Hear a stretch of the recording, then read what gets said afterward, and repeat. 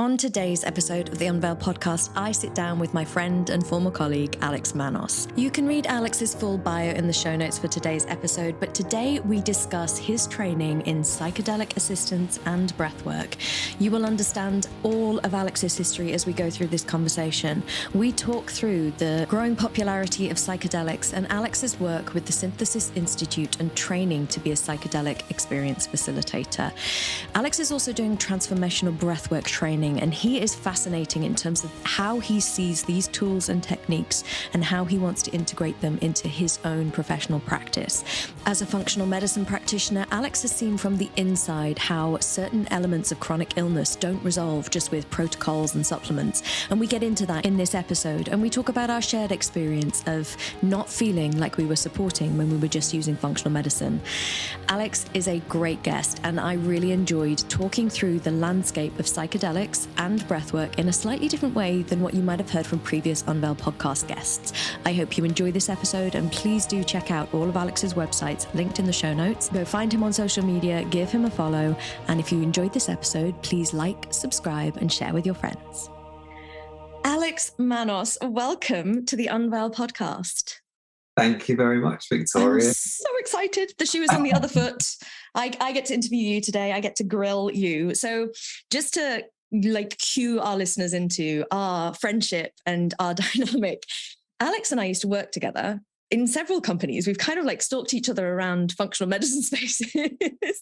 And yeah, we are colleagues of functional medicine ilk, but both been on an interesting journey to broadening our perspectives. And so just before we hit record, Alex and I were talking of where are we going to go today? And we're going to discuss being in the middle of process and being in the middle of all of the things that we in the healing spaces tend to find ourselves investigating and exploring, because it's an evolving world. So that's the kind of trajectory, we think. But for anyone who's listened to Alex's podcast, the Health Path podcast, you will know that our conversations don't tend to just go in linear fashion. So I'm bringing our randomness and our beautiful dynamic to the Unveil audience today. So thank you for coming with me on this journey, Alex. No, thank you. It's going to be a lot of fun, I think. Yeah. So just as a way of introduction, if you were to give my audience your little bio and your little kind of what do you do, who are you in the world at this moment in time, why don't you introduce yourself to the audience in that way, and we'll go from there. Okay. So I guess, the professional side of things is somewhat the easier to introduce myself. So I started off as a personal trainer and massage therapist. So from a very young age, I was a keen athlete. From I think 16 through to 19, 20 was just completely plagued by injury. And that led me to see a lot of physios, osteos, chiros, massage therapists. And that's really what sort of developed my fascination of the body, hence the personal training and what I just think of as the physical side of things. But throughout my entire life, from pretty much day one, but certainly from when I was 5 years old, I had chronic gut issues. So I've shared the story, I think, with you, Victoria, at least before, which was when I think I was 5. I went to the bathroom for a pee, and as you do at that age, sort of was at the urinal, pulled my shorts and pants down, and just had an explosive bout of diarrhea, basically.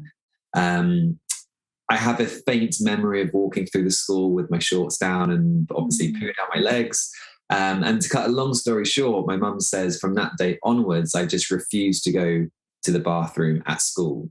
So that quickly led into just being chronically constipated, which led to all your typical IBS symptoms of bloating, imbalances in the microbiome, this concept of dysbiosis. And at 18, I was diagnosed with IBS. It really peaked when I was 18. I remember sort of being in the fetal position with just severe abdominal cramps, not really knowing what was going on, but also being a typical bloke and not really asking for much help either. And then that really led me into nutritional therapy. I read Patrick Holford's Optimal Nutrition book and his gut book. And that did lead to huge improvements. So then I was convinced that nutritional therapy was the answer to everything. Started studying nutritional therapy. And then my 20s was spent really doing all of this training and trying to integrate it into some sort of I guess, model that could be used with clients. Went on to do my functional medicine training. I have a master's in personalized nutrition. And then as you sort of started to bring in Victoria, it was 2019, I listened to an Aubrey Marcus podcast. And it was all about, the guest had just come back from an ayahuasca retreat. And I literally knew nothing about psychedelics at this point in time. I couldn't tell you anything about their history, why people do it, etc. And I was just listening to this guy talk about how everyone was sort of leaning over the wall, vomiting after taking this Amazonian tea. And I was like, what the hell is going on? What and why? Yeah, exactly. It sounded pretty horrific. But that was about the time that Michael Pollan's book came out, How to Change Your Mind. So I am one of those kind of almost cliche stories of, I read Michael's book and was just, I had a calling. This is the only way I can describe it. I was utterly fascinated by the concept. And I very quickly Googled for sort of legal psychedelic retreats because I wanted to go and try this out. Found one in the Netherlands. And that weekend has completely and utterly changed my trajectory of life. That was, I think, September 2019. It was a 2-night retreat. You arrive Friday lunchtime, leave Sunday sort of evening. And Saturday morning, I had my first experience of breathwork. And that led to this huge emotional release for me. And having not been someone that was particularly comfortable expressing emotion, suddenly doing so with a bunch of strangers just by changing my breath was just revolutionary ultimately. And that kind of segued into then quite an emotional psychedelic ceremony for me, which was actually full of lots of joy. It was kind of childlike laughter where the full body's getting involved. And it was just, it was life-changing. So fast forward now, and I'm coming to the end of my training in transformational breathwork. I've just sort of finished a practitioner training program to be a psychedelic practitioner, and I'm now having a midlife crisis. So it's all worthwhile. And it's so fascinating because you giving the dates there, I just remember us, it was just before I left for South Africa, and we kind of met up in London in like Borough Market area, and we sat down and we literally were having coffee, and I was saying, I think I just want to put on my website, like, it's not about functional medicine, it's about your trauma. If you come and work with me, you're going on a journey. And you just went, do it, Victoria. So we've kind of been on this parallel expansion and exploration of like functional medicine and nutrition, because that's where we met, just to give a little bit more context into that. So Alex and I used to work together at the London Clinic of Nutrition, which was, I mean, we say together, we kind of never really saw each other because it was just a collection of practitioners working. And, you know, there's that sense of, hang on a second, this isn't everything. There's some that I'm kind of just still treating symptoms, that vibe of like, it's just a green pharmacy. And you know, why is one person's, you know, test results terrible, but they're fine, and all of that kind of stuff. And we've gone in different directions. But you exploring this call feels like this kind of pull towards, as you said, I maybe wouldn't say like midlife crisis, but almost this kind of like really foundational resetting of, okay, what is a human health condition, illness, all of that kind of thing. Yeah, absolutely. I think it's fascinating, and it's easy to compartmentalize things, I think. And, you know, what functional medicine tries to do, and there are lots of other terms like P4 medicine and systems biology and all of these things, are trying to take that reductionistic model that we've developed over the decades, which was needed, but bringing it back to understanding that we're one coherent, or hopefully coherent, organism with lots of bodily systems that are interconnected. But I think what my journey has really emphasized is obviously kind of just the role that the spirit and the soul and our emotions play within this as well. And it does just sort of suddenly expand the size of your box in regards to how you think about human health, and one of the things that needs to be considered when you're sitting down with a client who has something as basic, so to speak, as IBS or whatever it may be. And I guess, you know, I use this concept of midlife crisis tongue in cheek because it makes it really hard. We all want certainty and we all want safety through that certainty. So when you start to dismantle that, you're left with not much to hang on to for a while until you bring it back together in a new paradigm. And I remember saying to my own coach a few months ago, sort of when we were beginning to work with each other, as I was starting to break down the patterns, just my patterns of existence that I thought were like really positive things. Like I had this habit of like, if I think something's going to be hard, I will throw myself into it really quickly just so it's over with. And I thought this was a really good characteristic. And I suddenly realized, oh, damn, that's a full-on trauma response. And as the things start to break down, you're like, the very foundation on which I've built my practice, my profession, my career, even my life and my thought processes has to shift. And what I love about people like you is that you follow those threads. And we've kind of been loosely in touch over the last couple of years, and I've just watched you step into this world of psychedelics. And I'm in awe, to be honest, of the kind of just because let's give a bit more context. So your family life was shifting around the same time as you were heading into psychedelics, wasn't it? If my memory serves. Yeah, not too far off. So Oscar is 17 months old now. So really, I've been doing my breathwork and psychedelic practitioner training. The practitioner training started the month Oscar was born. So it's been a full-on, year and a half ultimately for everyone in the family. Your wife deserves a medal. Yes, she definitely does. So just take us through this kind of psychedelic training. What does that look like? Who are you doing it with? I want to explore that and then we'll do the breath work. But people are fascinated by psychedelics at this moment in time. So what led you from, I just want to do a few mushroom trips to, I want to actually train to be a practitioner here? So I think some of the reasons I was called to go and do a psychedelic retreat was, I was just seeing so many clients where trauma was a key part in their story, in their functional medicine timeline, however you want to kind of frame it. And, I did in 2016, probably I did a diploma in transformational life coaching because the thing that I was constantly coming up against was people were struggling to change their behavior. A lot of people know a bit around what they should do more of and what they should do less of, but they struggle to do it. And there's no point me just saying, well, you just got to do it if you want to feel better, because that's not going to work and could even exacerbate the whole issue. So I knew that I needed something that was going to be working at a much deeper level than just nutritional changes, supplement advice, and general lifestyle advice. But I also think that there was just I was aware of something that was missing in my life. And I can't really say specifically what it was, but there was maybe a need for a deeper level of awareness around just life generally. I needed something that I could feel there was a void somewhere that needed filling, that I needed to explore, shall we say.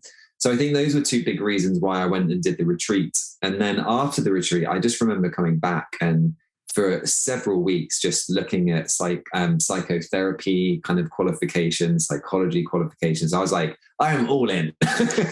And then they give very good advice. The retreat I did was the synthesis retreat. And they kind of advise you, don't make any drastic changes or decisions for the first few weeks. Sit with it. Make sure it is the right thing for you and your family and your resources at this point in time. And there's an argument that's a really great bit of advice. There's an argument which maybe that's not the best advice, but you just don't know, and therefore should you just sit with it. And then the practitioner training came along. I was like, well, this is a kind of a no-brainer. Like, I can't really go and do a 5-year psychotherapy type qualification, because if I do I want to do the best, longest, biggest, most expensive. Typical responses. So I had started my breathwork training by then. So I was like, my vision very quickly became, I want to be a breathworker in a psychedelic retreat setting. And that was something I felt like I could dip in and out of. I can go and do a weekend retreat once every 2 months, 3 months. That was before Roscoe came along. So I was probably a little bit hopeful in regards to that. But that was, and still is, ultimately the next step for me, ultimately, is a way to build up experience of being within that sort of space, ultimately. And my sort of long-term vision is, once I've built up experience, is I want to be able to be working with my clients one-to-one in a, whatever you want to call it, functional medicine, lifestyle medicine, integrated medicine sort of paradigm. And then maybe once or twice a year, bring my clients together, building community, and take them to a psychedelic retreat that can have a kind of group intention around healing physically, psycho-emotionally, spiritually, whatever it may be. But that's, a 10 plus year sort of vision. So to go back to one of your questions, the training I'm doing is with the Synthesis Institute, which is really the same company that I did the retreat with. And this was around, I think it was just under 18 months in total. COVID's kind of changed things a little bit as well. But I mean, the training itself takes you on a really big journey because of some of the things that you have to learn, you have to process, because, and I will say I'm right at the very beginning of this journey. If someone asked me around the training, I feel like if becoming a skilled psychedelic facilitator is a book, I have read the back cover. So because there is huge responsibility. And, they talk about psychedelics being a non-specific amplifier. So they're going to amplify whatever is going on in your psyche, in your life circumstances at that point in time. So if you're facilitating a ceremony where people have some form of trauma, there is potential for that to come up in an altered state of consciousness, whereby the facilitator needs to be skilled enough to be able to support that person through it. And that means ultimately you have to work through a lot of your own stuff to be able to hold that space. And that's why I feel like I've read the back cover, because I feel like I have so much more to do and to learn, because we're not just talking about, shadow work and integrating my stuff, but we're also, and things we learnt about were things like white privilege, male privilege, and understanding those kind of paradigms. So then, you've got all of these different sort of journeys that you've got to go down. A lot of them are very uncomfortable, and I've definitely come across huge resistance going down some of them. But that's the work really that has to be done, I think, to be a skilled facilitator. So it's, another way I think about it is, for me to be able to do this work is directly correlated with how much of my work have I done, which is kind of like a really beautiful job, so to speak. And this is why you are on the Unveil podcast, Alex, because our long-term listeners will know that I have had 2 people on. So Will Reason, who's my coach, and then Ariana Joy, who have both done extensive psychedelic experiences for themselves and have kind of come to the other side of it, and particularly in the world where we're looking at, Will and I live in Austin, Ariana used to live here, and we're kind of looking at the world of Austin, Texas, and psychedelics. And it's the irresponsibility of certain people just going, yeah, I've done a few ceremonies, I'm going to hold space for other people, for all sorts of psychedelics, plant medicines, and more medical psychedelics. It's a very worrying place at this moment in time. And it's worrying because people are attracted to this to facilitate, because they've had benefit themselves, but they have done none of the preparatory work of actually facing into their shadows, even integrating their own psychedelic experiences to then be able to hold space for someone. And what I love about the way you have approached all of this is you have such a medical background, and we both come from this, kind of like there's a legal responsibility. We're in functional medicine. Functional medicine in the UK isn't necessarily greatly approved of. So we have to work with doctors and with consultants, and we're very kind of trying to do the right thing by our patients. And you transferred that into this psychedelic exploration, both personally and professionally. And the humility that you have to know that you've read the back cover. You might want to read the entire encyclopedic collection, but right now, scope of practice is we've read the back cover. I really value that this world is welcoming practitioners like yourself. And it sounds like Synthesis is doing a really good job of, saying, hold your horses, people. Like this takes time, and it takes a massive amount of integrity to be with yourself so that you can be with the stuff of other people. Yeah, I mean, it's huge. So I got back from the 10-day immersion retreat, which was kind of, I guess, the practical part of the training. And I left a note for one of the facilitators. And I was thinking on the last night there, that we have a duty to honor that 10 days together and the program overall. We have a duty to honor each other with the work that we did. And you can't really do that like in words. Like that has to be in action. And that action, I think, is maintaining that integrity and keeping ourselves at the highest standards possible, ultimately. And that was absolutely set by Synthesis during those ceremonies we had. So having witnessed that, you've got something that you can now aim and move towards.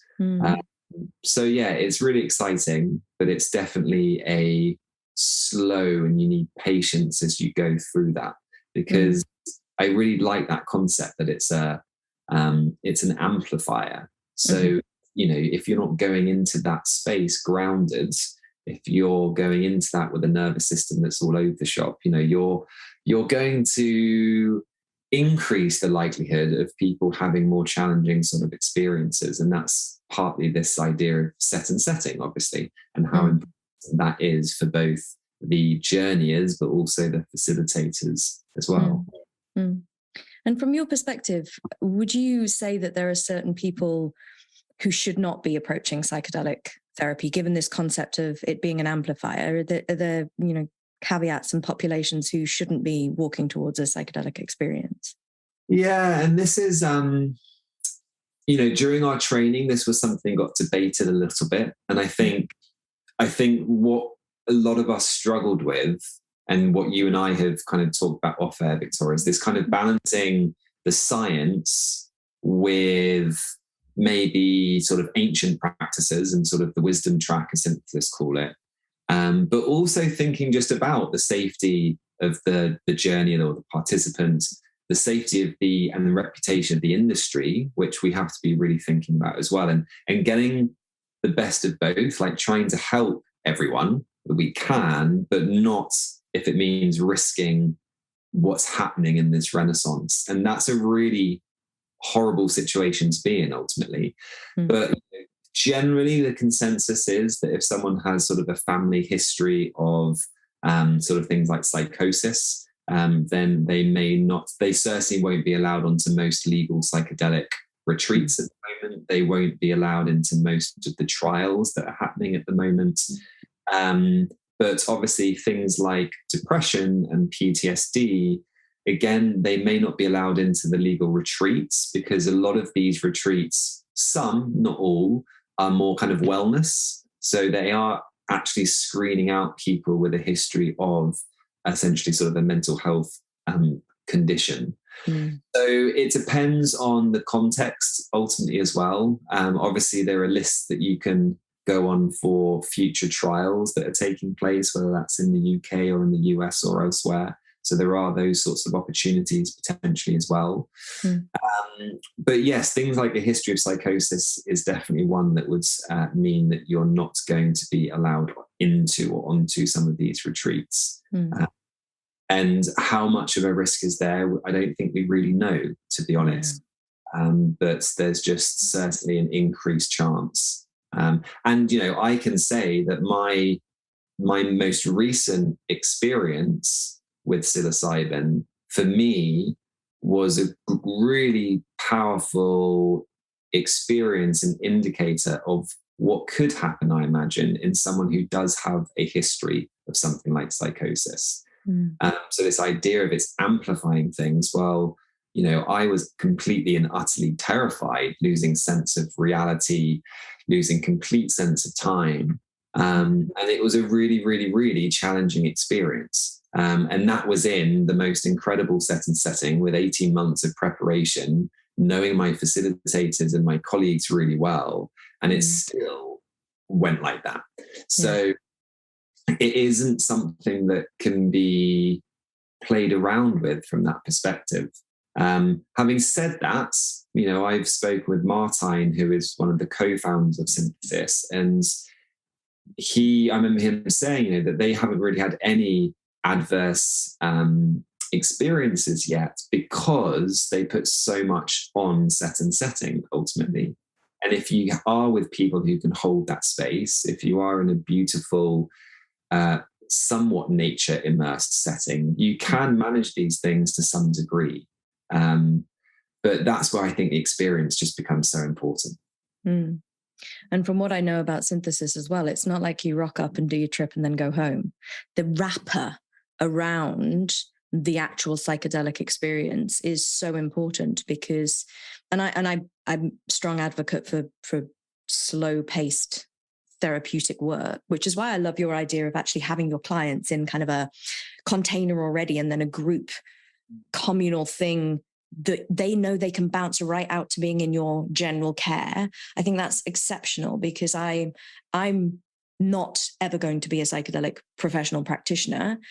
I know that I am involved in various elements of being the infrastructure that my clients can bounce back out to integrate and integration is a huge word in the psychedelic space. And I think it's used again with all of these buzzwords incorrectly in most places, but that sense of having a safe place to land so that your physiology can recalibrate after that consciousness altering experience is so important. And from what I've heard about Synthesis, there is that kind of, there's a day afterwards at least of kind of just time to see. Yeah. And they've changed their retreats now. So back then it was a 3-day retreat. Now it's a 5-day retreat. Yeah. And it's gone from 1 to 2 ceremonies. Yeah. So there is a lot more time. There are calls before the retreat and after the retreat to kind of check in with the team as well. But integration, is one of those things that can take years. Right. People are realizing things literally years after a particular experience. But you're right, I think in regards to the certainly week or two, if not more, post ceremony, that's a really challenging time of going back into a normal life, which for most of us is lived far too quickly. With a lot of just day-to-day stresses. And, it's just not ideal. And I think there needs to be more of a conversation around that. And I think there needs to be more of a conversation that psychedelics aren't a magic pill. And, you watch some of these documentaries and they often are giving the examples whereby people have had one ceremony and their treatment-resistant depression has alleviated, and 6 months, 12 months on, it still has. But that's not the norm, I would argue. There are plenty of people who have done dozens of psychedelic ceremonies and are still struggling with the same issue that they may have when they went into the first ceremony with an intention around. So I think Ros Watts has done an amazing job in regards to really upping the integration campaign. She's bringing out this sort of 12-month community program, which is based around the Celtic tree calendar, for example. And she's a great example of someone who's sort of evolved, I think. So she wrote an article, I think maybe last year, where she, how should I put it? She gave herself feedback, for want of a better way of putting it, from her TED Talk. Because you hear all of these things around, and I think she used some of the quotes of psychedelics are like, they defrag your brain. And it's like 10 years of psychotherapy in 6 hours. And there's truth to some of that. But is it the right message to be giving like the public en masse? And she's like, I probably was too, she didn't use this word, but gung-ho. Yeah. So she's kind of been really open to that ultimately. And this is why she's come up with this whole new program. But back in the day, it was the shaman that took the psychedelic. The journeyer, the participants, whatever you want to call them, didn't take ayahuasca. You know, things have kind of really changed from that perspective, partly because of culture and expectations. And I don't think many people know that.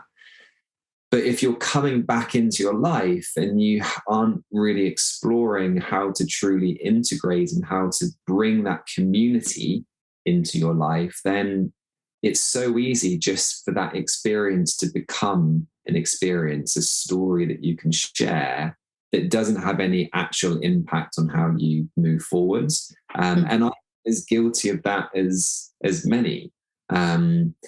In many ways, but it's hard. It is hard because there's a lot that you have to try and figure out, I think, ultimately. And so many of us live in some degree of silo in the modern world. We don't necessarily have that network in place, and we don't know necessarily where to even start ultimately, because you can't just go back to the lads necessarily. And start talking with an open heart if they're not already doing that. So you've always got to start to find people who are willing and able and capable of having those sorts of conversations. So they do say, you know, yes, it can be one of the top 5 most important and significant events of your life, a psychedelic experience, but it can also lead to divorces. It can lead to people just changing job or quitting with no real idea of what they're going to do, but they just realized how unhappy they were. So it can be life-changing, both positively, but also for a while negatively. And it just comes back to what can we continue to work on from a long-term integration perspective. And I think there's so much in this, because there are obviously studies happening right now where, you know, treatment-resistant depression, you know, veterans with PTSD, it's all being kind of experimented on, but people just see the headline of, you know, psychedelics used for X condition. They don't actually read what the study is experimenting with. And typically it's, you know, talking therapy, psychotherapy only, or the drug plus psychotherapy. It's not actually ever just, you know, get off your face and have 1,000,001 kind of psychedelic experiences. It's combinational therapies, because the way I perceive this is that these out of consciousness, altered states of consciousness experiences open doorways, amplifier. Love that thought process. It really shows you what's there and what exists, but that needs to land back in the human vehicle and back in the literal biochemistry of the thing that you're working inside, which has its own realm of stuff. In fact, the vehicle was the thing that was probably preventing you from seeing the thing that you then experienced in the altered state of consciousness. So actually bringing that back down into earth is such a tricky kind of thing that we don't really know how to do yet, I don't think. And certainly as individuals, which is why we need guides and facilitators. But I get the sense that there is almost a PR problem with psychedelics. It's like, how can we say it's amazing without getting everyone to go and do it like on a Friday night in somebody's back garden type thing? And how can we tread this narrow line of there's power and potential, but please be careful because it's dangerous, with the human consciousness who we just want the quick fixes. You and I have so many clients who just wanted the magic bullet. And this is kind of the latest sexy thing. Yeah, you know, I think I've said for a while that I feel that there's a bit of a mismatch between sort of psychedelics and Western culture, basically, not particularly compatible. So if you're amplifying that sort of dis-ease that we have at a cultural national level, then what do we do? Because we're stuck in a society that is kind of actually feeding so much of these issues, whether we're talking about health, physically, mentally, emotionally, whatever it may be.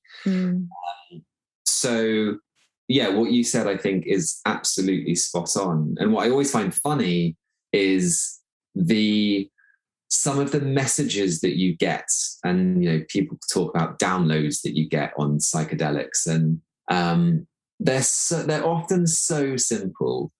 But I think it was Alan Watts who, and I'm not going to remember the quote, but it was along these lines of, you can realize something at different depths, at different levels of intensity. And I think one of the things psychedelics can help with is the intensity at which you have the realization. Fascinating. Yeah. And it can lead it to stick sometimes. So one of the things that came to me in both of my ceremonies on my recent retreats was just that life is sacred. And it was just, it's like, duh. Yeah. Do we not all actually think that? Are we truly connecting with it? So, you have these sacred spaces and these sacred medicines, and they are, but life is sacred. The next conversation you have is sacred. The next meal you have is sacred. And can we therefore honor that? And can we engage with that at a deeper level than mindlessly eating that next meal, looking out the window or reading the paper or watching Netflix, or mindlessly getting through the next conversation we're having? Can we fully show up and honor the fact that life is sacred? Now, I'm not saying I do this well all the time yet, but you mean you aren't radically healed from your 2 psychedelics? Like, how did that not happen? And it's having that compassion, isn't it? So it's not 100% of the time that you need to be 100% present, engaged. The mind's going to wander and things, but it's little things like that life is sacred. And as a result, that concept of mindfulness, intention, attitude, and what's the third one? I can't remember now. But basically, there's another I or an A, which is why it's throwing me.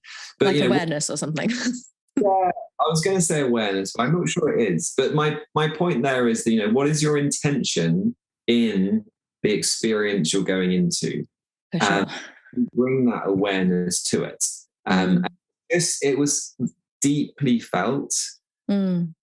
That for me is one of the, I guess, the small benefits that can come out of it. It's the intensity that you feel something.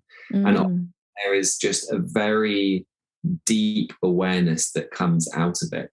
And that's definitely been a consistent theme for me during sort of psychedelic ceremonies. And the other one, which has been a huge theme for my journey over the last 3 years, is, I guess, a softening of beliefs.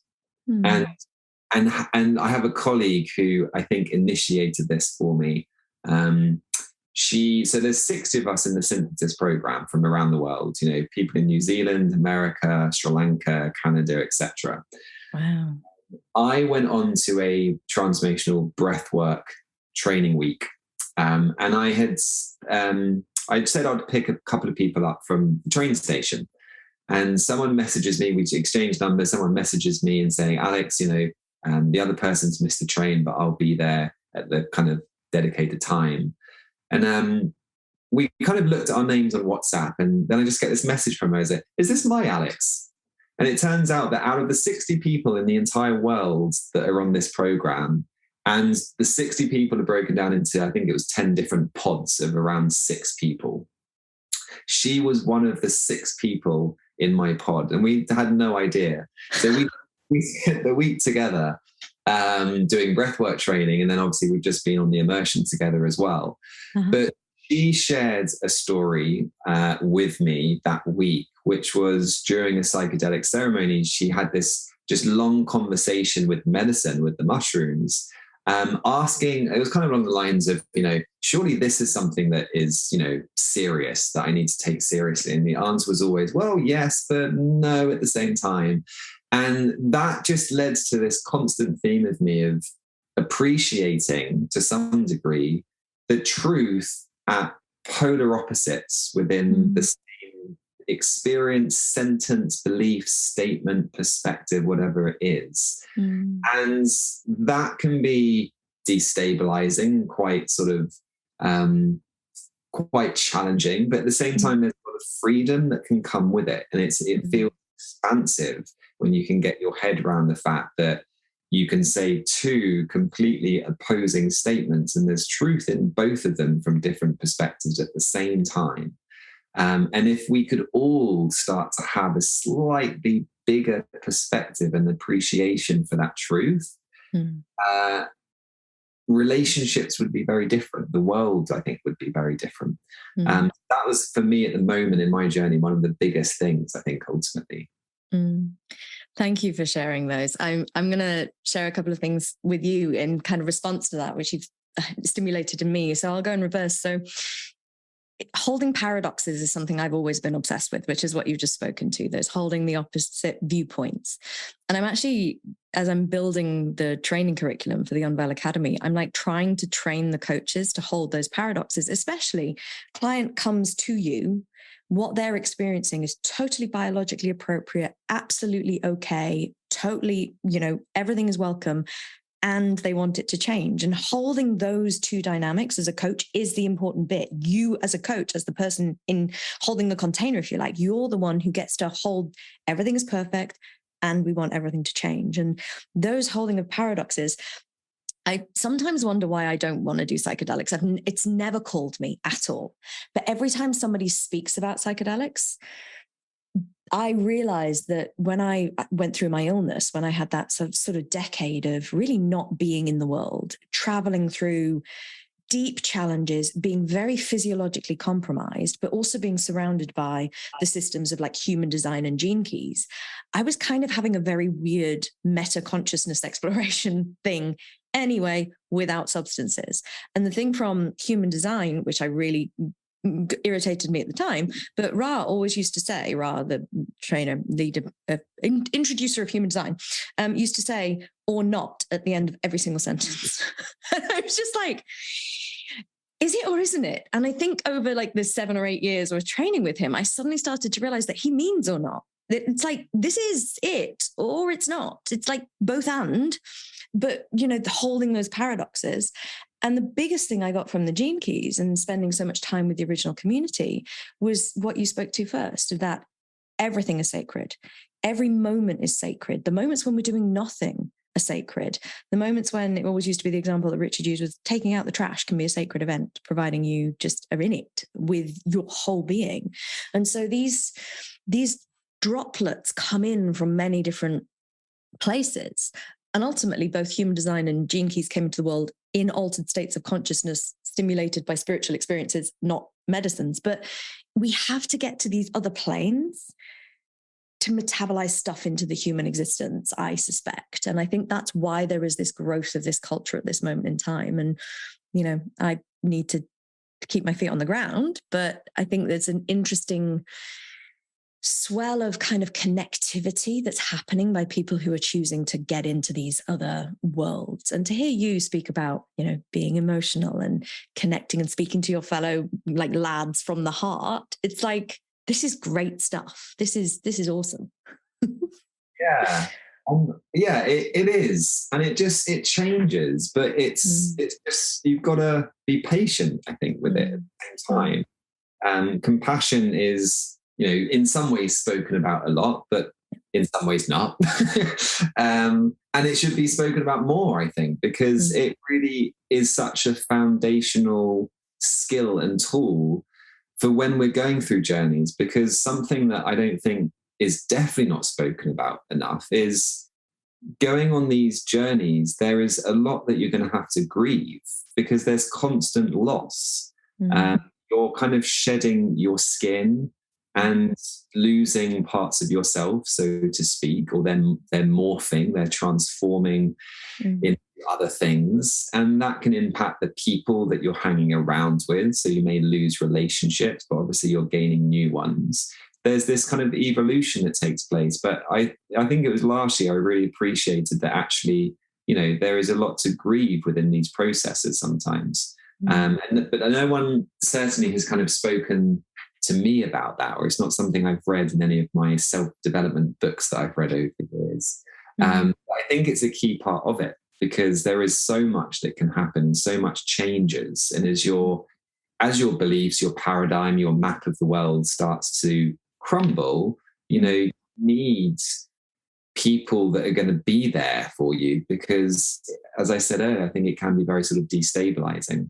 And I wanted to pick up on something you said, but I can't remember it now. So, but I love that you spoke about grief. Like I had actually this time last week I had a session with my coach and left his house and just cried all night till about midnight.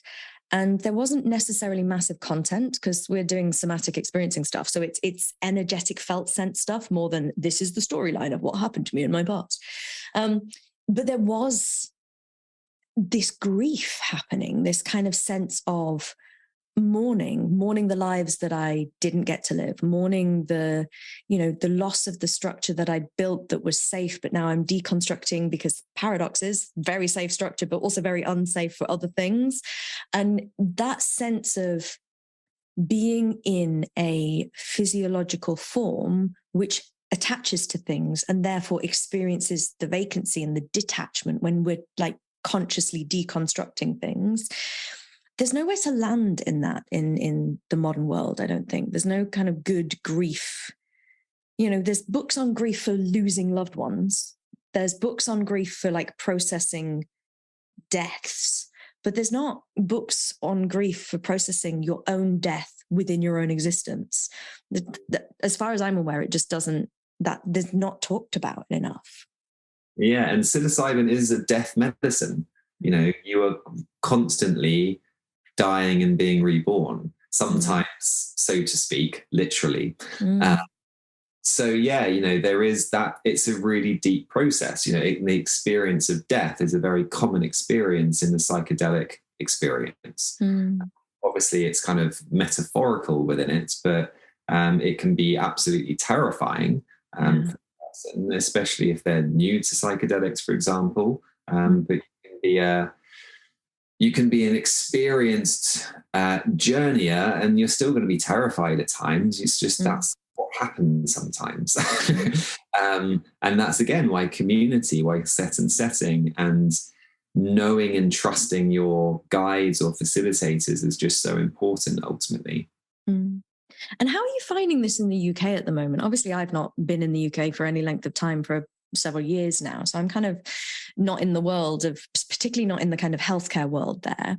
What's happening in healthcare in the UK and in functional medicine? Is there interest in psychedelics and breathwork there now? What's going on? I think breathwork is pretty huge now. And, most sort of healthcare practitioners will be talking about it, is my perspective. Certainly your kind of nutritional therapists, functional medicine practitioners, it's something that I would say is almost standard. Breathwork just exploded from my perspective with COVID. So when lockdown hit, all the breathwork came out onto social media. We're doing kind of free sessions for groups and communities, and it was really amazing to see. So breathwork is definitely just there now, and obviously you've got the likes of Patrick McKeown and James Nestor who have really kind of pushed it to that kind of level. I think psychedelics, it's hard to say, I guess, and I'm not yet, I would say, in the psychedelic space in regards to sort of network and following things intimately. But what I do find fascinating in some of the research coming out, there was a paper talking about psychedelics and autoimmune disease and whether psychedelics may be able to ameliorate or cure autoimmune conditions, because not only are they anti-inflammatory and immunomodulatory, but they're obviously able to deal with things from a kind of psychosomatic origin perspective.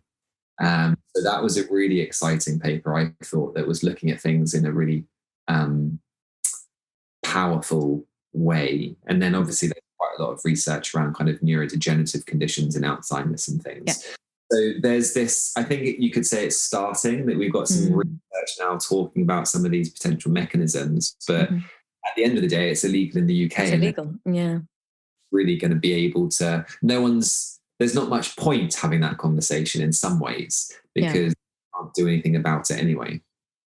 Which is just such a shame, because it means that very essential connecting community part can't really happen because you can't really talk openly about it. I mean, you can, we're having a podcast, but it's not like you would throw it into like the local news media and say, yeah, we're having a conversation about psychedelics this Friday night, come hang out. Because what's the point? Most people can't get access to it.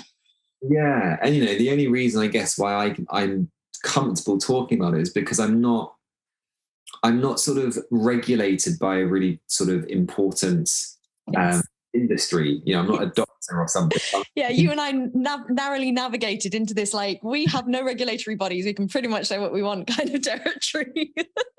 I know people who, just because of the position they held or hold, just are too frightened to kind of speak up, ultimately. Completely understandably, obviously. But I think that's the really sad part to it. There's a petition going on at the moment that people can sign. Maybe we can share the link. For sure. But basically, it's kind of a petition to Parliament to kind of, I think if you get 10,000 signatures, one thing happens. To debate it, yeah. So that's kind of doing the rounds at the moment. And from memory, it's around psychedelics for, I can't remember how they phrase it, but I'm pretty sure it's just sort of conditions of no known cause, which from that perspective could even be like chronic fatigue syndrome, fibromyalgia, because from a conventional perspective, people are like, we don't know what causes it. So yeah. It's interesting. And UK moves slowly. I mean, I'm in a strange world at this moment in time, like being in America where like half the things are legal in places. Things are still illegal, but it's such a big place that nobody's doing anything about it. You're just like, oh, this is strangely unregulated. But there is this sense that unless it is much more open to be discussed and to be embraced, we're going to continue having these underground cultures of negative, fake shaman who did like an online certification in I don't know what. But I'm in Facebook groups in Austin, and every day there's like, oh, we're sitting with Toad this week, and I'm like, please don't, just no need. So and I think that it's really interesting that in Europe there are trainings, and yet in the UK it's still very underground almost. But hopefully things are changing. Yes, I think they are. But we are, a few years away, most people are saying, from it being accessible in some shape or form. And if you look at what's happened with cannabis, it's been, I always get my terms wrong. Let's say it's been medicalized or legalized from that perspective. But there's almost no prescriptions, I think, that have actually been made. Really? That's what I've been told. So it's not like this is something that loads of people are having now access to. So yeah, it's going to go probably down that sort of path. And then you've got the conversation of, is it only going to be psychiatrists and psychologists who are able to do this? In the studies that are being done at places like Imperial, there are breath workers. So, they are doing that side of things. Just whether that will, I guess, have a ripple effect into how this kind of actually unfolds over the coming years. I think, and there's I think Adam Ghazali it's American, but like they were bringing people over to try and actually work out, like, there are traditions, ancient traditions of wisdom around what set and setting actually means.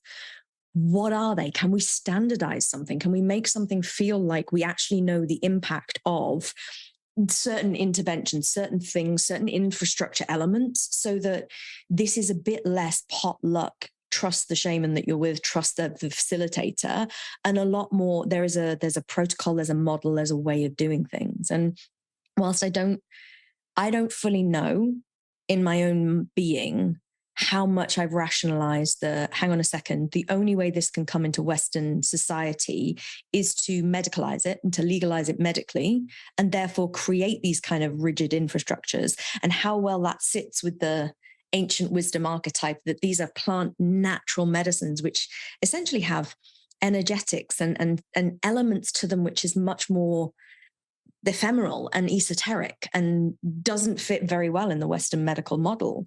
I'm just standing back and going, this is going to be a very interesting maneuver through all of this, because the very real risk is it could become super medical. You could end up going for your plant medicine in a clinic setting with like white walls and fluorescent lights and, you know, a doctor there in a white coat and a stethoscope. And that's not really what's supposed to happen. Yeah, it is going to be interesting to see how it goes. And in some places, that's, you know, kind of what's happening.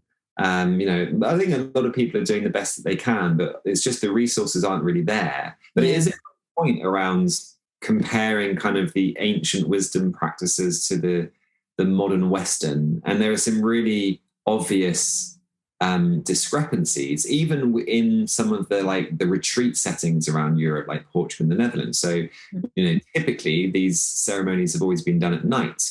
But if you go and do any kind of ceremony, typically, from what I've heard and seen from other people as well, is there during the day, for example. The shaman may take a little bit of the psychedelic in sort of the modern world. That generally doesn't happen. Yeah. And even just that kind of night, day, light, dark, outside, inside. There are some kind of things there, and they may not be big deals, but at the same time, it's like, well, we've done this for kind of generations and generations. There's probably some good knowledge and wisdom behind why we've done it like that. So yeah, I think there is a really good conversation to be had there, and if people are interested in kind of the science, then, you know, doing some research, looking at these kind of things as well. But yeah, I think it is an interesting conversation to explore. And one of the things I really want is to find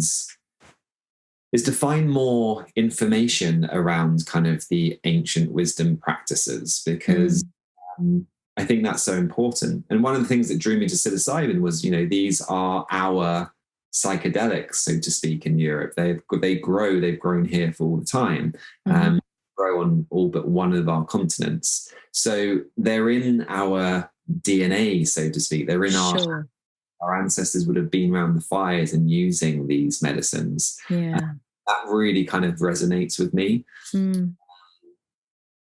Not that I'm against people obviously going and doing things like ayahuasca, but I'm definitely drawn to psilocybin partly for that reason.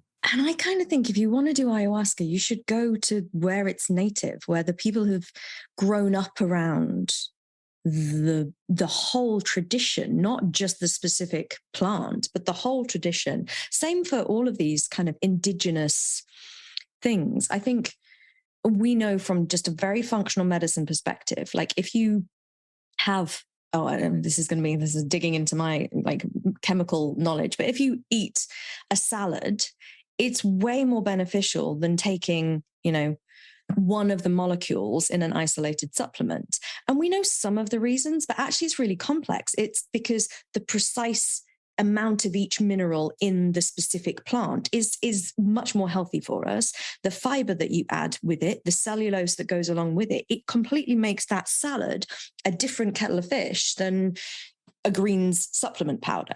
And I think when it comes to these kind of plant medicines, I think there's so much more than just the substance, the impact in the human vehicle. I think the indigenous traditions, if you're getting into the kind of ayahuasca stuff, the ceremony, the music, the everything that goes along with it. And psilocybin too, there's music and they do like musical soundtracks and stuff like that, don't they?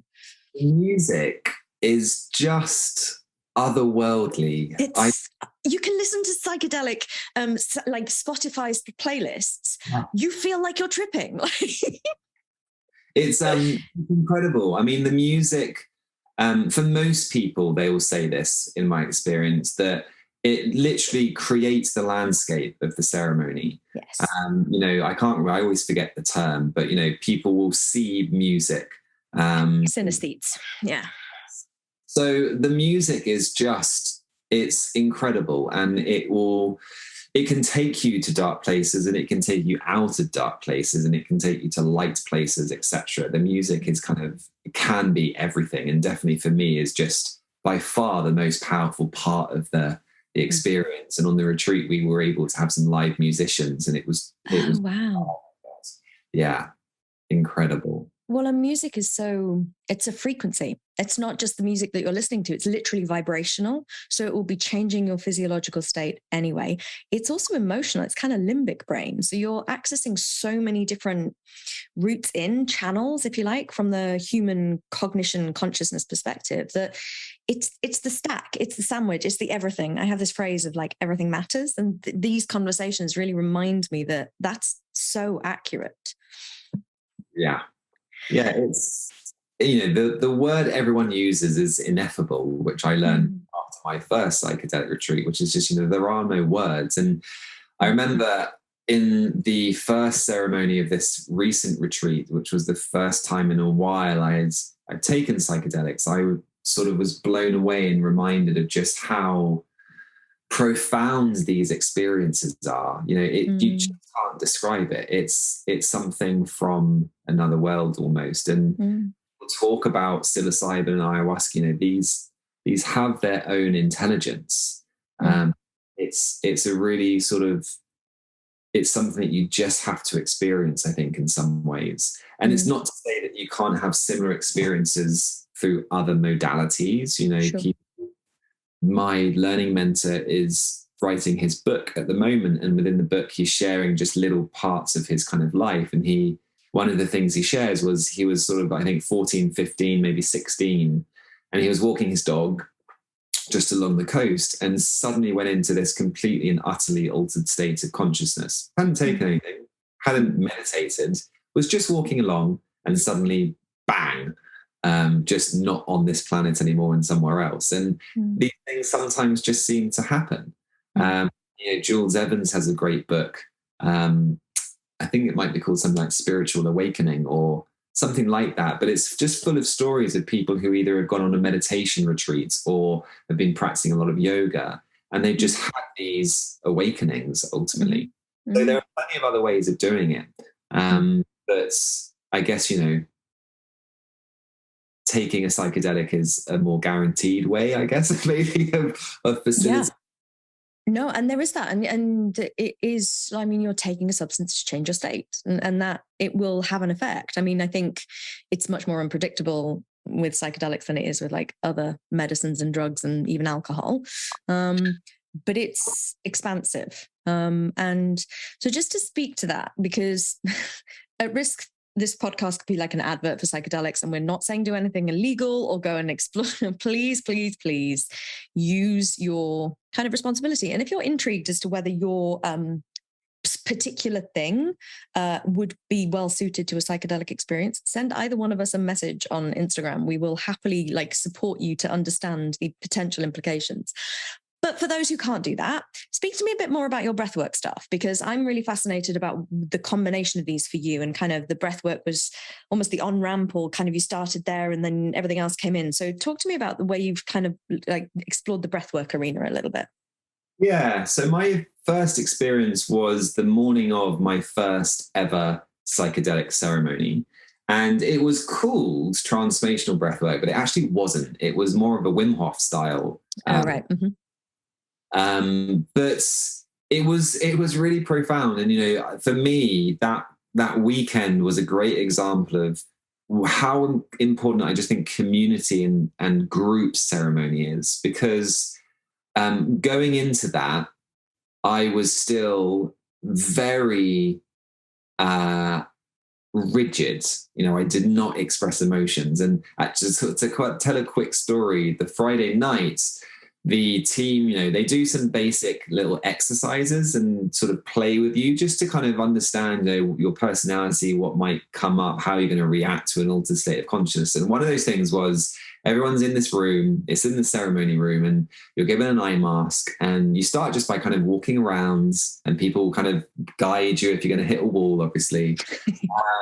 And then if you bump into someone, you've got to start dancing with them, and the music starts. And then you get to a point where you just start to dance, like the music's turned up and you have to, encouraged to dance. And I was there, no one can see me apart from the facilitators, which is kind of, you would have thought, fine. All I could do was nod my head. I felt so uncomfortable that all I could do was nod my head. And there were like 5 people who would have seen whatever I did anyway. Wow. that kind of shows you where I was the day before. So going into the breathwork ceremony, the person next to me starts kind of grunting and chanting and kind of slightly comical noises and I just start laughing. It's not laughing at him. It gave me permission to feel what wanted to come up ultimately. And then I had a good old giggle fit, and that ended with a good old cry, because it's like, I haven't laughed like that in God knows how many years, quite frankly. It was a proper full-on beautiful laugh. So then, I had a little cry. I was like, wow, just the breath ultimately has altered my state a little bit and allowed me to feel these feelings that felt like, and I can't explain why, but felt like they were emotions that I didn't allow myself to feel from some previous time. Just how it felt. Yeah. So I also felt that breathwork session had given me insight into what the psychedelic session would be like. And it was, there's a really similar, or can be a very similar sort of energy to the two. So I do think they complement each other incredibly well, doing breath the morning of a psychedelic ceremony. And obviously, because breathwork, I can do that in the UK. So I was breathing's still legal, apparently. So that was like, okay, well, this is a natural thing to kind of do. If I can actually create slightly altered states of consciousness by changing the breath, well, let's do that. So that's kind of how the journey really started ultimately. So I did some research looking at different ones, but I am someone that in this type of situation, just go with my gut. And there aren't many situations in life where actually, if I'm honest, I do that. Like, I still get stuck in my head and try and think myself through, yes, no, pros, cons, what ifs, buts.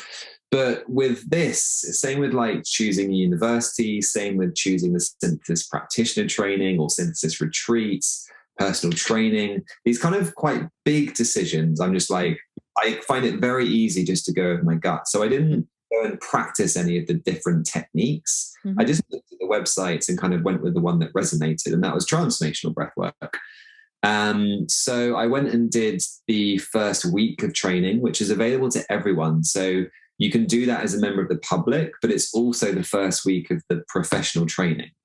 So a lot of people go just to have a week off and to, have a bit of an immersive retreat type self-development inquiry sort of experience.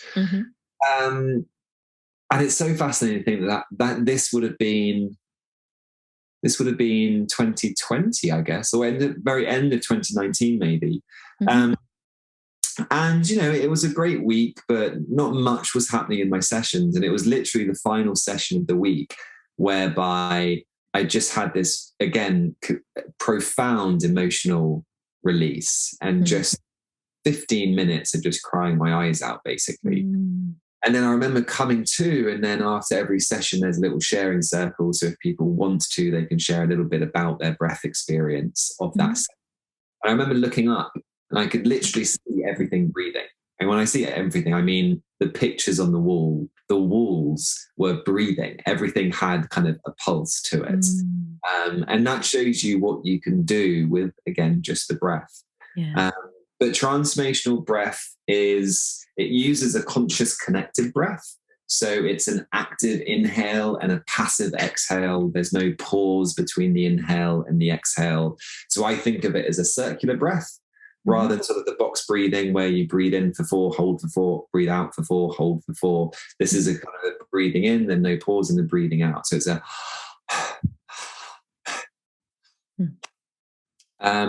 and we're looking for a full diaphragmatic open breath. So you're breathing down deep into pretty much the basin of your pelvis. And we're looking for that chest and your back to expand as well. And what you find is a lot of people are either belly breathers, but there's no breath reaching the chest, or they're just chest breathers and there's no breath reaching the belly.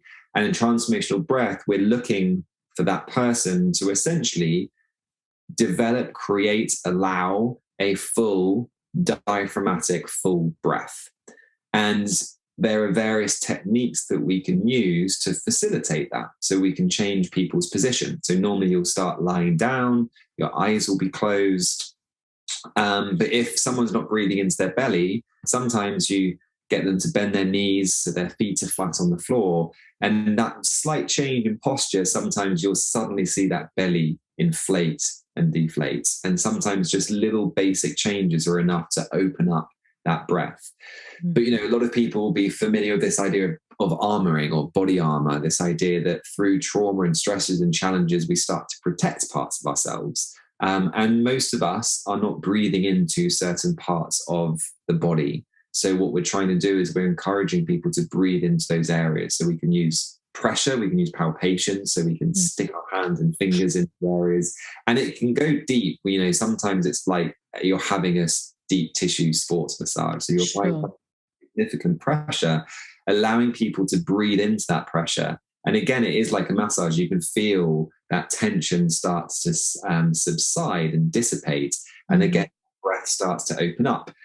And eventually people get into an activated breath, whereby it's almost like they are being breathed. It's like the fire, like they're not really breathing anymore. This is just automatically happening. And it's an incredible thing to sort of feel, but also to witness.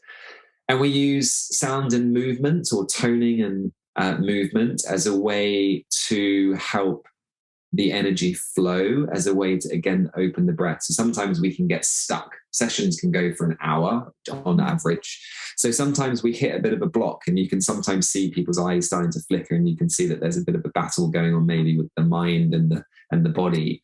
Yeah. So you can go into a tone, and you can kind of stomp your hands and feet a little bit like a baby having a tantrum. And that's the way to almost mix things up, break things down, and then often again the breath will start to really open. And sometimes that tone will morph into just a primal scream or something, and that's allowed, but we're really trying to bring them back to the breath as quickly as we can, because it's the breath and transformational breath that is going to integrate the emotions, the trauma, whatever it is that is coming up.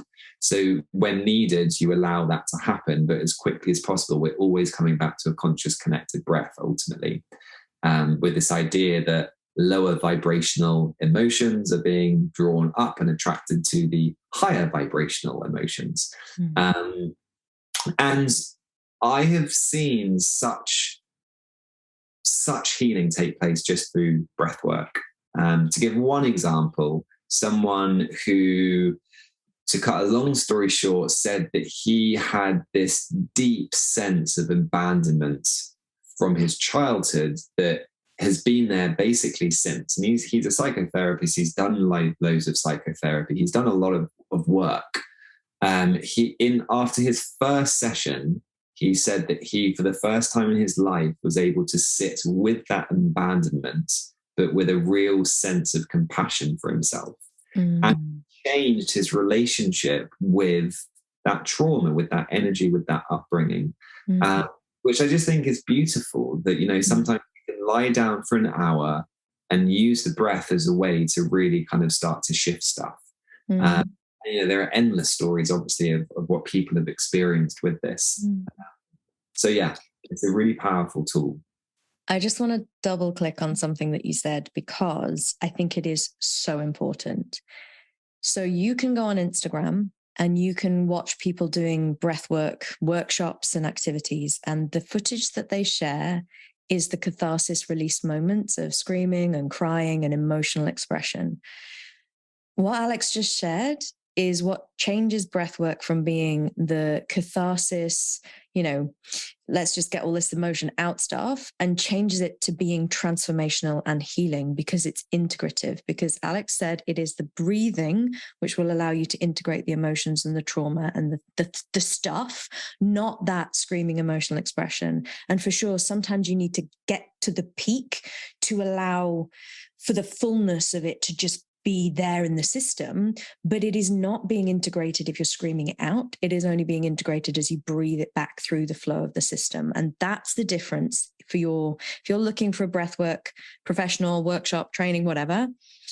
This is not let's just scream and be primal screaming and massive emotional, extended, almost artificial. I don't know if you see them and think that looks really fake. Like this is almost acting. I'm not judgmental about the person, but like, it's like they've gone so far into the edge of emotional crazy kind of stuff that it's just not authentic anymore, versus the stuff that can actually be transformational breath work.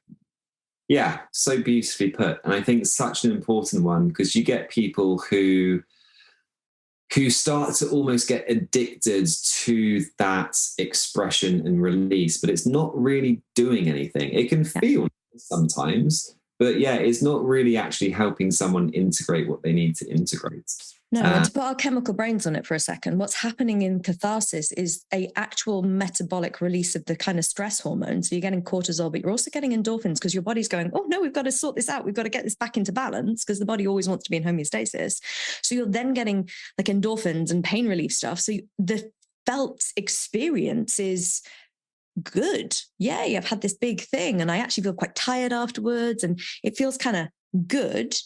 But as you just said, that becomes addictive because you're chasing a chemical high. That's a chemical state change. It's not therapeutic. Yeah. Yeah. And it's so important, I think. And the thing is, for whatever reason, maybe it's partly because of what you mentioned with sort of the social media stuff. And I've been guilty of this. We often go into sessions kind of wanting it. And then afterwards, if we don't have it, we're like, oh, shucks. We're like, we didn't have that good old cry. But it's just not meant to be. They say in psychedelics that the medicine will give you what you need, not what you want. I think it's true. Any kind of whatever's giving you a slightly altered state of consciousness, it's true, because all of these things are non-specific amplifiers. So you're going to get out of it what you need, even if you don't necessarily see that at that point in time. Mm-hmm. So I joked with my colleagues going away on this retreat. I don't know if I said this to you, Victoria, but with this idea that psychedelics give you what you need, not what you want, I was like, well, is my ceremony just going to be a long sleep? Because I've just been exhausted with a 17-month-old. But I was, on a serious note, I was genuinely curious to see what would happen, because I felt like I wouldn't get a really profound experience, because I didn't feel like I was in the energetic state to be able to really handle it. Yeah. And although the high dose ceremony was quite challenging, it was challenging in a different way. There wasn't a huge emotion. It was actually started with complete and utter deep rest. And kind of just spiraled a little bit out of control. But we don't have to go there.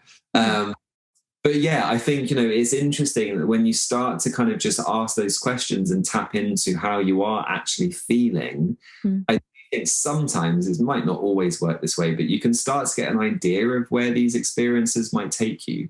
Sure. Having said that, if you think of preparation from an ancient wisdom perspective, part of that is around weakening you. Think of the diets that you go on for ayahuasca. It's kind of open you up so you're more sensitive and open to it. So, there are different ways of looking at these things as well. But it is, and I think the kind of like, we are terrible at looking for peak experiences as humans, because we think peak experience equals something happened, that means something. People will know that listen to this podcast that I'm doing the somatic experiencing training, and literally it is the most nothing technique, which is a terrible thing to say, because it takes 3 years to learn.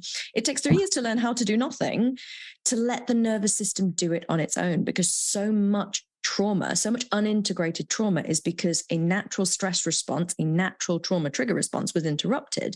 So the healing is to let the cycle complete, not to go into a peak state of expression and stay there and hover around there and just scream for like half an hour, but actually to let that come down. And it's so interesting when you're being led by a skilled somatic experiencing practitioner, because the thing that we do is we interrupt you when the emotion's about to be experienced, because so often we're very good at like glossing over that as human beings, and they'll go, there, that's it. And they'll like get you to stay in that moment, but not for the rest of the session. They will get you to stay in it so you allow it to grow and then naturally just flow out.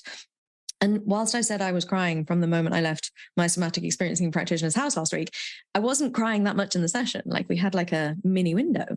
And I always joke, it's like, we talk about like life stuff more than we do work, but that's the socialization connection stuff.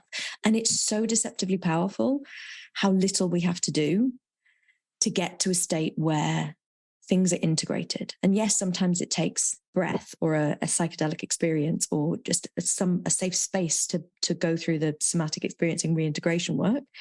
But it's not, you know, I need a peak experience every other week or every Friday night I have to go to my breathwork session. And I think if you're in that space, if you're in that, oh, I really need the breathwork, I really need the thing, that's a place to get curious about, okay, well, what's not happening in this experience that I'm having because I still keep needing it.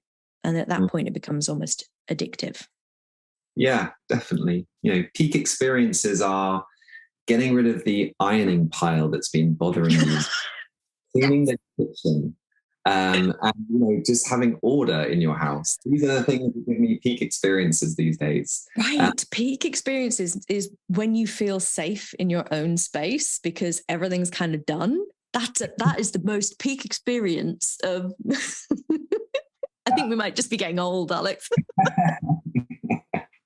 No, but it goes back. I think you're right, though, you know, because it goes back to what we were saying earlier around life is sacred. And you can start to see how taking the trash out is a sacred act because it's clearing space, literally in your life, in your house, in your actual physical space. And these things matter ultimately.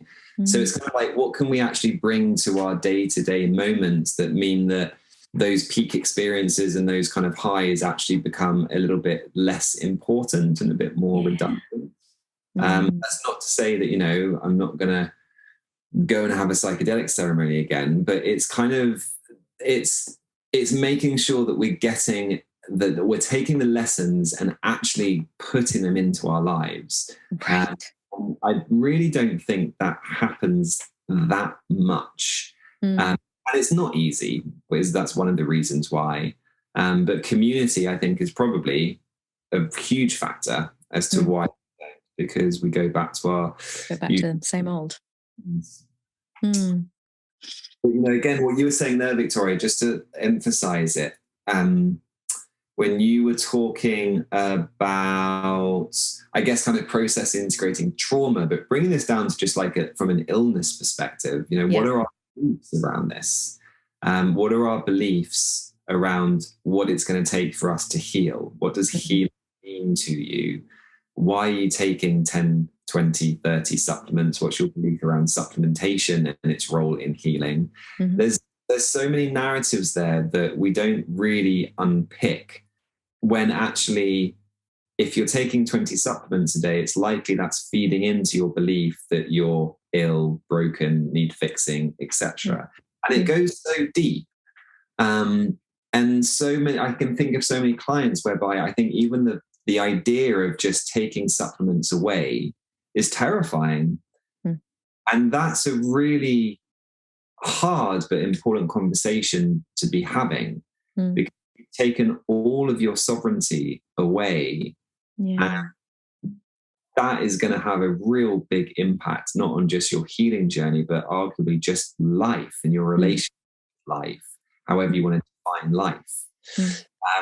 But I think, you know, there are way more conversations that I would have loved to have had over the years around that part of things, because it's foundational ultimately. And I think that's why we've always got on so well, because those were the conversations I ended up having to have because of my specific patient set. Because I developed this reputation as being the one who dealt with all the really complex chronic illness. So at Elcon, I just have like, my day was like almost dying, practically dead, nearly dying, you know, just like lots of that. And it was stressful after a while, but the reason I was successful with those kind of clients is because those are the conversations I was having. Not necessarily, are you addicted to your 20 supplements, but they just couldn't take any supplements. So we didn't have the rudder of that. But that's just something entirely else about someone's sensitivity, about someone's place in the world where they feel like they have to fight everything because they can't take anything, can't eat anything, it's just this whole system is on hyper alert, need to fight everything. And that was kind of where I ended up spending most of my time, talking to people about their nervous system and how they were oriented towards existence, which isn't functional medicine. It's not yet what functional medicine practitioners are trained to do. But it's kind of how I ended up where I am now doing what I'm doing, because the toolkit of functional medicine didn't really allow us to have these kind of conversations of, well, hang on a second. Where is your sovereignty? Where's your locus of control? Is it all inside you when you're just fighting everyone else? Is it all in these supplements, this next protocol, the next test, the next, are we chasing ghosts with doing this kind of like one market, like chase down thing? And it just, I think for both of us became like a world that we couldn't stay in integrity anymore. Yeah. And you can't get well if you're not in community. And I've had quite a few conversations recently where people are framing it whereby they can't be in community until they're well. And that, I think, is a really common narrative. It's like you've actually just got to flip that on its head. Don't wait to live your life. Obviously because of symptoms, because you're struggling, but the two aren't separate. And I think the important thing there is the shame, because people isolate themselves because of the shame of like, I've got this thing that maybe is invisible. A lot of this stuff is invisible, or, I can't go out for a meal with these people because I know I can't eat anything at that restaurant. And so when the shame comes in, you just want to hide, which is why I have this kind of absolute adamant perspective that everything that every one of my patients was ever doing was biologically appropriate for their system in that moment, in that time. It doesn't matter if it looks on the surface to be insane, it's biologically appropriate. And the thing that we need to do is unpack why. And sometimes unpacking that was conversation. Sometimes it's you just are stuck. And I think a lot of what you're exploring now, the psychedelics, the breathwork, is about shifting that stuckness without 17 layers of cognitive rationalization, without re-traumatization in talk therapy, without, explain to me every single moment that ever happened to you in your life so we can unpack it, but actually just almost, I don't know if this is going to translate to our American audience, and I don't know that you'll understand this, but I almost see it like the boggle box of a human being, when you shake up boggle boxes and then all the letters land. That's kind of how I see these experiences. It feels like sometimes you just need a good shake up of the boggle box. Yes, I love that. Right, I will put a link to boggle boxes in the show notes just in case all the Americans are like, what the hell are they talking about? Memories of playing boggle with my grandparents. Right. No, that's so true, Victoria, I think, and it's such an important point.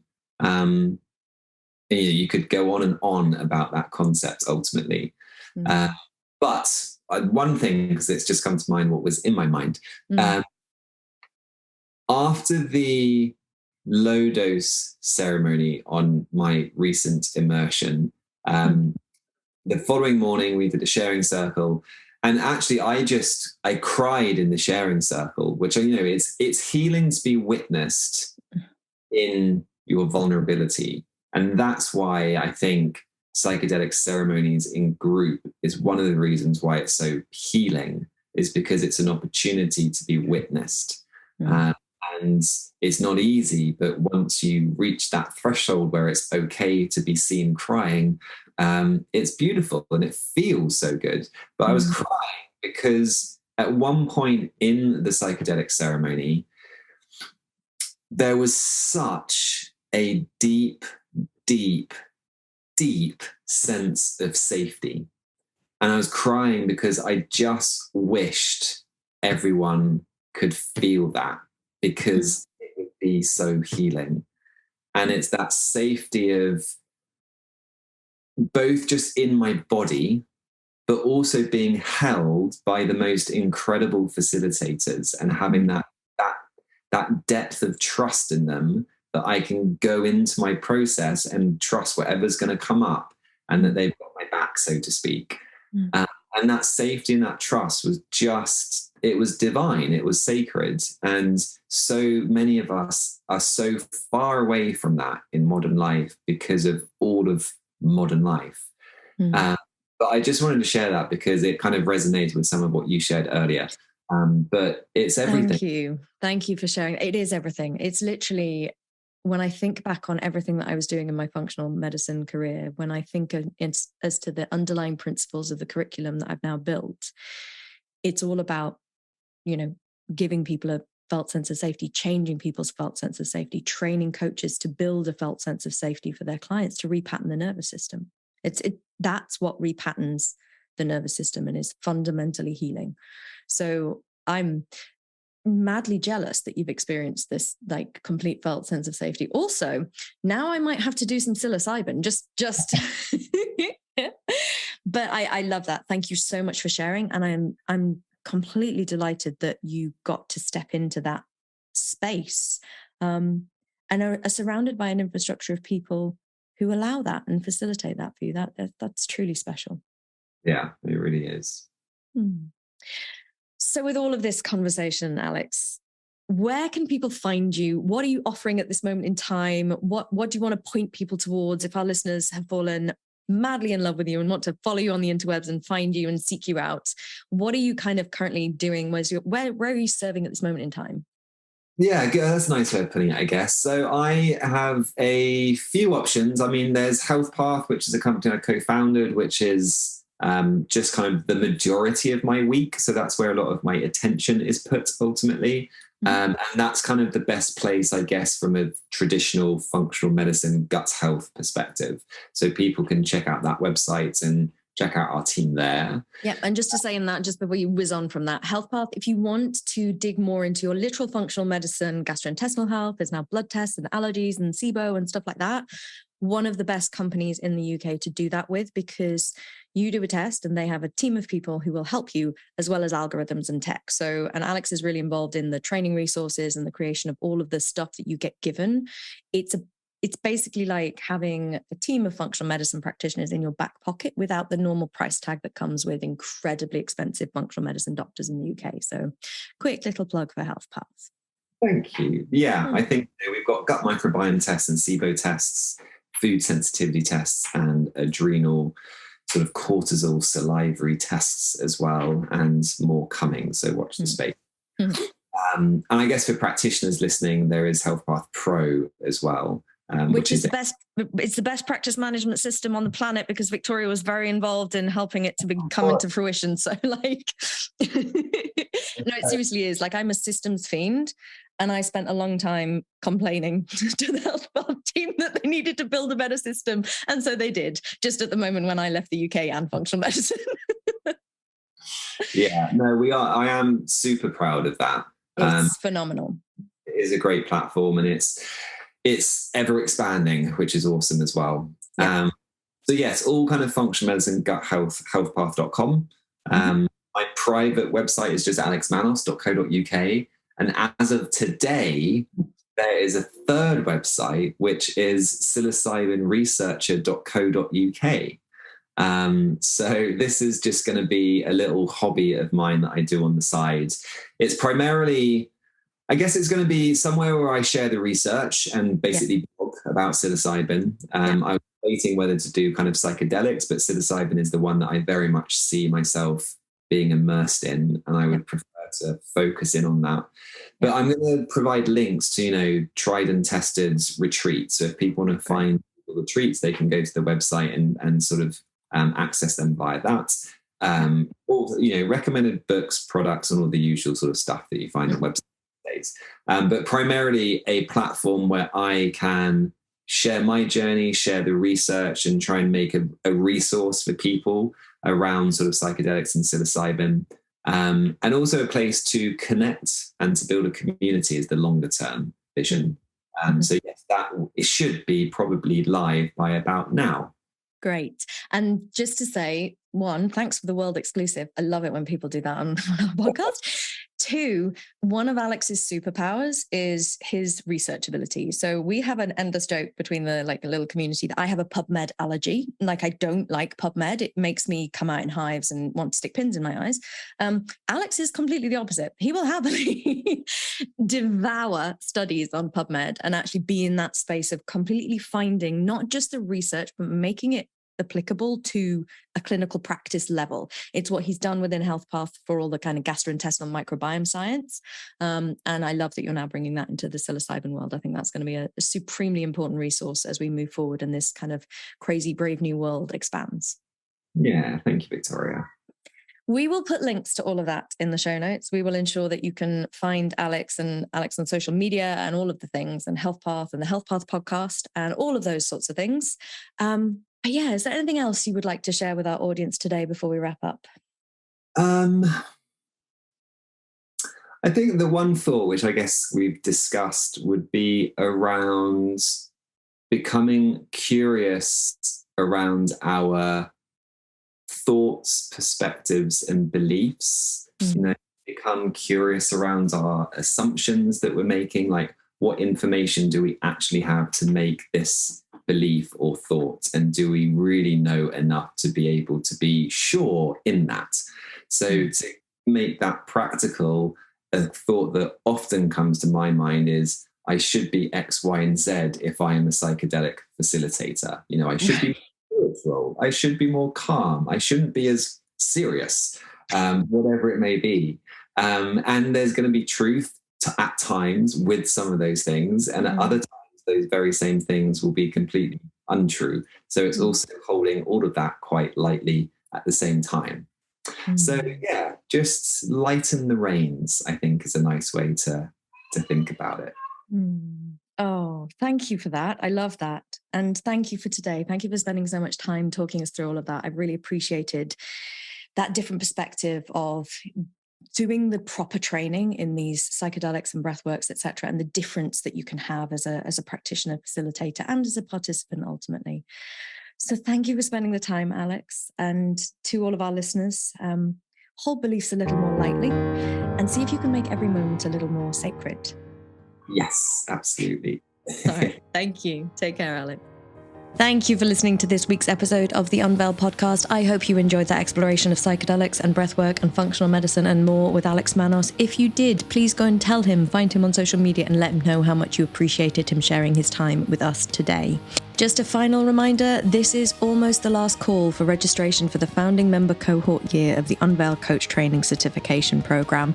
The course is almost beginning, and if you have any interest in becoming a holistic healing professional, now is the time to get on board. I will be discussing lots of the things that we discussed in today's podcast in the course and training you as a coach to be able to help people with all of these transitions and transformations. If you have any interest, go to unveilacademy.com/launch today.